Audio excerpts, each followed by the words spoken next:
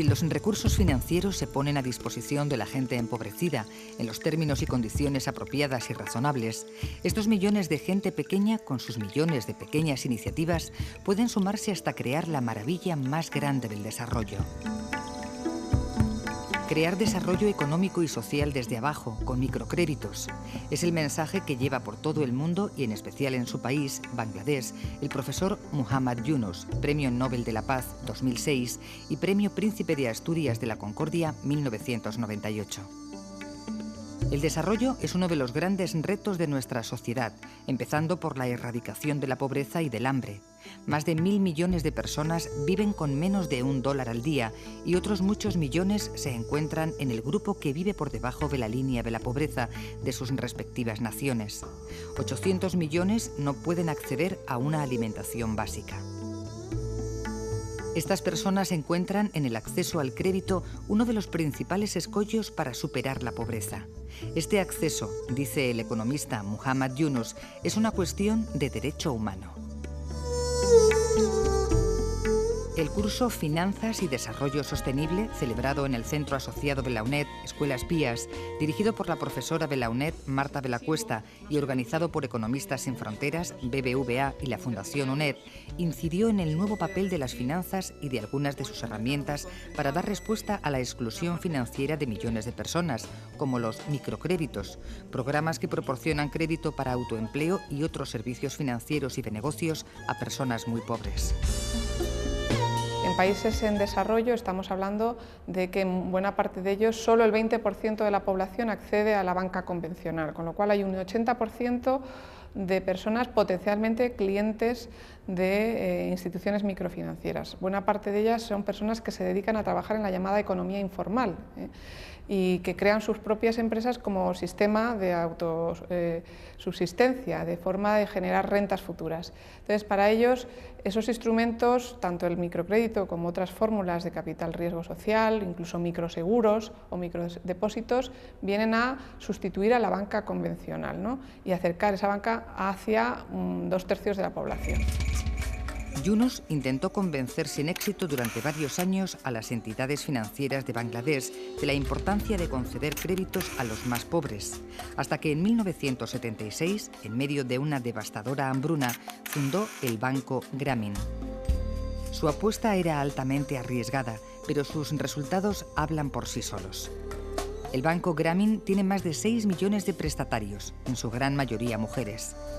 Su índice de devolución de créditos es del 97%, el más alto del mundo. Su primer préstamo fue de $27 para una mujer que hacía muebles de bambú. Surgen en los países en desarrollo, sobre todo, experiencias de microcrédito dentro del campo amplio de las microfinanzas, porque es el instrumento más demandado para atender a las necesidades básicas que muchas veces están ligadas incluso al consumo básico, pero también actividades sobre todo productivas, microcréditos que se conceden a personas excluidas de acceso a la banca tradicional de cantidades muy pequeñas, sin garantías patrimoniales. La garantía patrimonial se sustituye por una garantía solidaria de un grupo de personas que responden de la devolución de ese micropréstamo y a unos tipos de interés de mercado, pero no como los tipos de interés de los usureros. Según una investigación del Banco Mundial sobre el estado de las microfinanzas en Bangladesh, el microcrédito ha generado el 40% de la reducción total de la pobreza en el país. Asia es con diferencia la región del mundo con mayor número de clientes de microcréditos. Le siguen África y América Latina. Las denominadas instituciones microfinancieras son las encargadas de llegar a los clientes a los que no llega la banca tradicional. Existen más de 10.000 en todo el mundo. Hasta hace poco se financiaban a través de donaciones y préstamos subsidiados, principalmente a través de organismos no gubernamentales y agencias internacionales. Recientemente han aparecido en el mercado fondos de inversión especializados, que son una nueva fuente de financiación para este tipo de instituciones. Nosotros en BBVA lo que hemos hecho ha sido lanzar un fondo junto con la Fundación Codespo, se llama BBVA Codespa Microfinanzas, y es un fondo en el que lo estamos ofreciendo a clientes particulares. Estos clientes invierten en nuestro fondo y nosotros lo que estamos haciendo es, con ese dinero, lo estamos invirtiendo en instituciones microfinancieras. Normalmente lo estamos haciendo en títulos de renta fija, en títulos de deuda, ¿no? más que en capital. Y estas inversiones que reciben las instituciones microfinancieras, ellos son los que los trasladan pues a créditos para los sectores más desfavorecidos de la población, ¿no? El fondo que nosotros hemos lanzado está especializado en países latinoamericanos. Lo que queremos es promover el desarrollo de los países en los que el banco está presente. Y bueno, es un producto que en el fondo lo que está combinando es una rentabilidad económica, ya que realmente las instituciones microfinancieras son entidades rentables, son entidades solventes y además tienen que serlo si quieren seguir recibiendo financiación de los mercados de capitales internacionales, ¿no? Y entonces combinas esa rentabilidad financiera del producto junto con la rentabilidad social. Cada vez hay una mayor competencia en el sector, que sigue creciendo, como refleja el segundo informe sobre el impacto de esta industria en América Latina, realizado en colaboración por 3 entidades que trabajan en este ámbito: BBVA, el Centro de Apoyo a la Microempresa de Codespa, y Microrate, una agencia privada dedicada a la evaluación de instituciones microfinancieras. Tal vez el número más que resalta más de todos los miles de números en el informe es el sencillo crecimiento. Las microfinanzas crecen no solamente rápidamente, sino han crecido en los últimos años muy constantemente, y esa es una sorpresa. Para hablar de la orden de magnitud, en los 5 años que estamos viendo aquí, crecieron. La tasa compuesta de crecimiento era de 39%. Olvídense de ese detalle. Lo que más se queda en la cabeza es esa tasa de crecimiento significa que la institución de microfinanzas promedia duplica su tamaño cada 2 años. El año pasado todavía aceleró la tasa un poco. El crecimiento del año pasado fue de 43%, de la muestra que seguimos nosotros. En el contexto de América Latina, la tasa de interés de los microcréditos es muy alta. Esto se debe a los elevados costes del microcrédito, pudiendo llegar a los 34 centavos de coste por dólar prestado. La concesión de estos micropréstamos se suele acompañar de acciones de capacitación y monitorización del beneficiario, lo que incrementa más los costes a la entidad prestataria. Cuando oyen esos números, cuesta 34 centavos en promedio en el Perú de sacar $1 de microcrédito. Eso también explica por qué las tasas son tan altas. No es cuestión de usura, sino es simplemente una consecuencia de créditos muy, muy pequeños. Dólar por dólar, euro por euro, son caras para procesar. Requieren bastante esfuerzo, bastante input humano. Hay diferencias muy, muy fuertes entre países en el costo del microcrédito. Y esto refleja no tanto el costo mismo, sino refleja la situación competitiva. Uno de los grandes impulsores del sector será la competencia, que permitirá a los consumidores demandar una gama más amplia de servicios a mejores precios. Aunque lo más destacado en este momento es el acceso de las microfinancieras a los mercados de capital. Eso empezó nacionalmente. Algunas microfinancieras, mi banco en el Perú fue una pionera. Bueno, la pionera de las pioneras fue Banco Sol en el Bolivia hace 10 años, con la primera emisión de bonos. Hace 5 años, creo que fueron, le siguió mi banco en el Perú. Y desde entonces ese ejemplo ha sido copiado. Hay un ejemplo muy marcado es el del Banco Mundial de la Mujer Colombia en Cali, que ha hecho una serie de emisiones de bonos locales a tasas sumamente favorables, nada más una fracción de 1% debajo de la tasa que paga el gobierno. Eso llama la atención porque esa institución todavía es una ONG, la primera vez que una ONG supo penetrar al mercado de capital directamente con sus bonos. En los últimos años, los países ricos han importado este sistema de financiación alternativa para combatir la exclusión financiera de los más desfavorecidos, inmigrantes, parados de larga duración o personas con discapacidad, cuya única posibilidad es el autoempleo y la creación de su propia empresa. Quedan algunos flecos, algunos sectores o personas que, bien por su falta de garantías o bien porque los proyectos que acometen son, desde un punto de vista de riesgo, excesivamente novedosos y con un alto impacto social, pues se encuentran con dificultades de acceso a la financiación.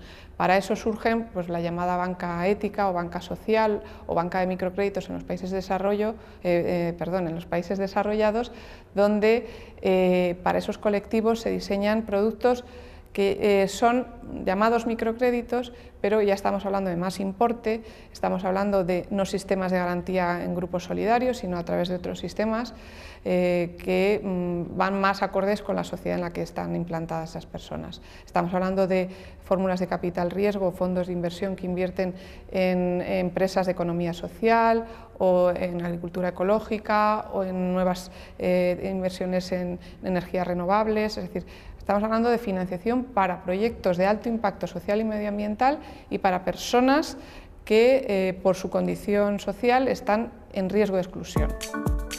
El éxito de las microfinanzas ha hecho que los bancos tradicionales y otras instituciones se interesen por estos productos en los últimos años. Las cajas de ahorro en España se han volcado en este sector.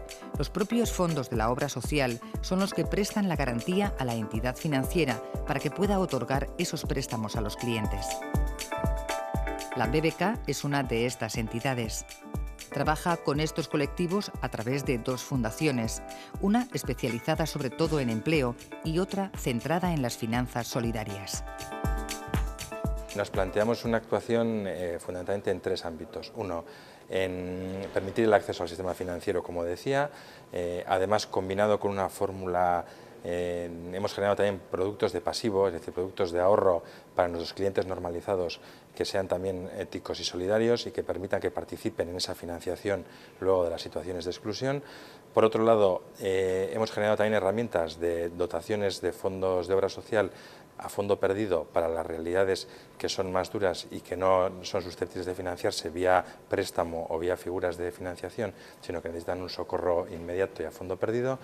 Fórmulas para apoyar el tejido social, las entidades sin ánimo de lucro que trabajan con estas realidades y fórmulas también de financiar a las propias entidades sin ánimo de lucro que trabajan con todas estas realidades. Algunas instituciones financieras con especial sensibilidad social, como la llamada banca ética, también integran entre sus objetivos la lucha contra la exclusión financiera. Un ejemplo es el banco Triodos, fundado en Holanda en 1980 y especializado en proyectos sociales y medioambientales. La entidad invierte en varias instituciones de microfinanzas, como Mi Banco del Perú. La Fundación FIARE, creada en Bilbao en el año 2003, ofrece préstamos y depósitos actuando a través de FIARE Sociedad Limitada como agente de banca popular ética, otro ejemplo de banca ética en Europa, promovida y participada por numerosas redes sociales. Más recientemente, en 2006, ha iniciado su actividad FIRES como soporte del proyecto FIARE, integrada por 20 entidades sociales y que trabaja en el ámbito de las finanzas éticas en la zona centro de la península. A la hora de aprobar los proyectos, hacen un estudio de viabilidad económica y posteriormente un comité social analiza la iniciativa. En principio son proyectos que tienen en cuenta una serie de criterios, como lo primero es que tienen que no tener ánimo de lucro, tienen que tener ánimo de rentabilidad y de rentabilidad económica, porque si generamos otra economía lo que hay que hacer es sobrevivir en el mercado, por lo tanto tengo que mantenerme en lo sostenible, tengo que tener más ingresos que costes, tengo que cuidar el medio ambiente, tengo que ser transparente, tengo que dar igualdad de oportunidades y dar empleo y una serie de estos criterios, y ahí tenemos pues todo, desde ecoaldeas hasta pues proyectos de talleres de carpintería para personas en riesgo de exclusión, hasta restaurantes de comercio justo. Bueno, pues tenemos una serie de proyectos que se pueden, bicimensajerías, por ejemplo, también, podrían ser otro tipo de proyectos. Fundamentalmente todos son cooperativas y casi todas nacen de los propios movimientos sociales. El desarrollo del microcrédito en España se inició fundamentalmente a través de ONGs. Estas instituciones se consideran semi-informales, igual que las fundaciones que gestionan fondos para microcréditos. Estos fondos no están supervisados por el Banco de España y, por tanto, no entrarían a formar parte del entramado del sistema bancario. La labor de algunas ONGs, como Economistas sin Fronteras, es asesorar, monitorizar y poner en contacto a las personas que acuden a ellos con bancos y otras instituciones financieras para gestionar el microcrédito. Contribuir de alguna forma desde una organización como Economistas a generar proyectos de desarrollo vinculados a las microfinanzas, pues creemos que como economistas era una función que teníamos que cumplir. Lo hacemos en países en desarrollo con una visión más casi de consultoría, es decir, como economistas valoramos si las instituciones que están dando estos microcréditos están bien gestionadas, adecuadamente tratan bien los riesgos asociados a esas operaciones, los colectivos están bien atendidos, están bien elegidos, etcétera, como en países como España, donde pues fundaciones o instituciones como el BBVA, por ejemplo, pues decide dotar un fondo de microcréditos para abastecer de crédito a inmigrantes o a reclusos o a personas con ciertas limitaciones, y en esos proyectos que estos nuevos emprendedores acometen, pues Economistas asesora, orienta y guía para que ese proyecto no quede en un corto plazo, sino que permita dar el salto a esa persona desde una situación de pobreza y exclusión hasta una situación de inserción social. Inicialmente lo hicieron ellos, no nos pusieron en contacto, sino que fue todo contacto con ellos. Las chicas de Economistas nos pidieron un proceso de papeles y todo, porque era para comprar la ropa extraída del extranjero y más o menos el proyecto que teníamos. Luego sí, cuando lo aprobaron, que fue unos meses, nos pusieron en contacto con el banco, les demostramos cómo era esto, que nos pidieron demostrar que el proyecto que teníamos y para qué era. Las mujeres son el colectivo mayoritario de los microcréditos y la población más sensible a sufrir situaciones de extrema pobreza. Hay algunas organizaciones que trabajan de forma exclusiva con mujeres. En el año 1979 se fundó en Holanda el Banco Mundial de la Mujer. La filial española comenzó sus actividades en 1989. El colectivo de inmigrantes es uno de los principales destinatarios de los micropréstamos tramitados en España. Una vez incorporados al mundo laboral o como microempresarios, envían dinero a sus países de origen a través de las remesas. Con ello se favorece el codesarrollo. Este tema se aborda en un estudio realizado en la Facultad de Sociología de la UNED. Es un tema muy interesante porque los inmigrantes constituyen ya la primera fuente de ingreso para muchos de sus países de procedencia. Y en segundo lugar, el uso que se da al dinero es muy importante porque permite un desarrollo, una concentración de riqueza, o puede en muchos casos potenciar ciertos fenómenos inflacionarios o de otro tipo que se dan en estos países que perjudican o pueden influir negativamente en su desarrollo. Entonces, el objetivo de nuestro estudio es, en primer lugar, estudiar la distribución de los inmigrantes y los flujos de remesas en España. En segundo lugar, mediante un análisis de casos, estudiar cómo percibe el inmigrante aquí y qué es lo que manda allá, cuánto manda, cómo lo gastan, y a través de las técnicas de análisis del discurso en sociología, analizar no solamente el dinero que mandan, sino también el conjunto de ideas sobre cómo gastar el dinero, lo que se llaman las remesas sociales, no solo la remesa económica, sino el modelo de vida que se está remitiendo allí y que tiene mucha influencia. Pensemos, por ejemplo, en el caso de mujeres que llegan a España y que se dan cuenta de que aquí tienen una situación completamente distinta en relación con su identidad y en relación con los varones.